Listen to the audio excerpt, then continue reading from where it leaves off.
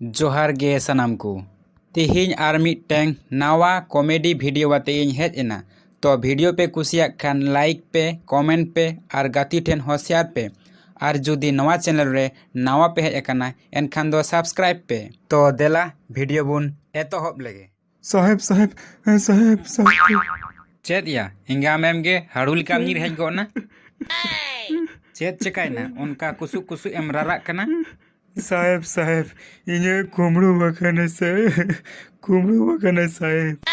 आम दो ओकारेम तहे कना कुमड़ू उचुई दाम जखन कुमड़ुइना तखन दो आम दो ओकारेम तहे कना साहेब जखन कुमड़ुइना तखन दो इन दो ओड़ा रेगिन तहे कना चेद ओड़ा रेगेम तहे कना आरेम कुमड़ू उचुइदा ओड़ा रे दो आम दो चीएम चिकाये तहेना जखन कुमड़ुइना साहेब तखन दो इन दो ओड़ा रेगे हांडी न्यूए तहेना बाह ओड़ा रेगेम तहे कना हांडीम न्यूए तहेना आरेम आकिर चुइदा बाह नंबर 1 हांडी न्यू माताल कनाम। अच्छा उनकान चेद जिनिसम आकिर चू कदा साहेब साहेब साहेब साहेब इरेन बहु आकिर चू कदिया साहेब इरेन बहु मा बुझेव में इंगा तिना गे एया आमरेन बाहु हो बाम दिसई कना नुना माताल हुयुआ होय साहेब इरेन बहु गे कुमड़ू बकने साहेब कुमड़ू बकने मा बुझेव में दिड़ी दान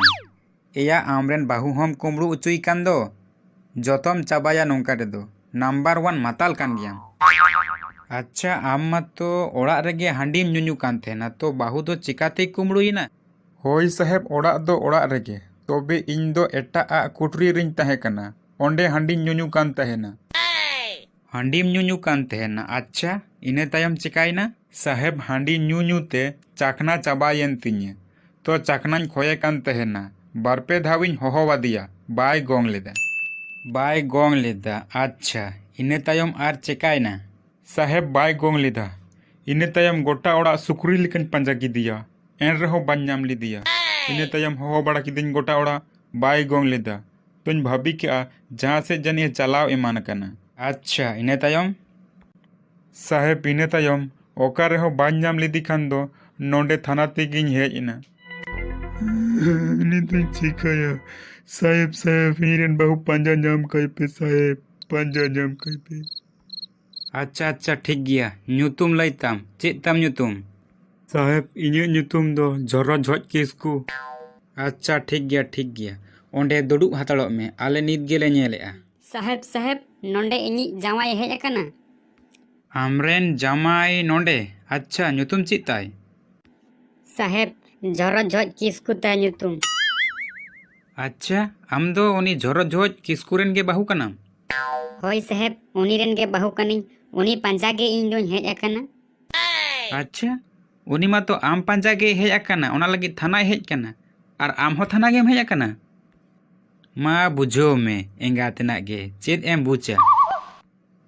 आम उनीम पंजाये कना से उनी आमे पंजाये मिया। साहेब नुई गे इरेन बहु दो कना नुई गे इन दोन पंजाई कना मा बुझो में एंगा तेना गे चेद एम बुचा ओकारेम तहे कना गोटाñ पंजा के मिया नाम गे बाñ नामे मिया रोगा रपा माताल गे ओकारे चो गोटाम पंजा के दी ओकारेम तहे कानते ओकारेन तहे कना छात चोट मी चोट हम चलाव कना छात चोट रिन तहे कन हाय रे छात चोट रे दो मी चोट हो बाम दे लेना ओंडे मा तो पंजा गे बाम पंजा ले दिन इन सब गिन अंजमे तहेना इन फोन तिन कथा कान तहेना ओनाते चीज हो बाñ मेन दाड़े कान तहेना इन बड़ाई आम तो थानाम हिजुआ ओनाते इन हो आम तायम तेगिन हेजना मा बुझो में एंगा तेना गे चेद एम बुचा फोन रे कथा ते आम नुना बिजी गेम तहे कना मी छोट हो बाम गोंग लिदिया चीज इन गोंग मिया माताल रपा गे आरो हांडी ढुकव में लोहमो में रोगा रपा माताल गे आमिन गोंग बड़ा मिया अंजोम में आदो तीस हो हांडी दो बाñ ᱧᱩ बड़ाया बुझेव कि इन तिहिन हानी नौका हांडी ᱧᱩᱭ खाई बहु हो को कुमड़ू अमित दिन तिहिन दिन बुझेव कि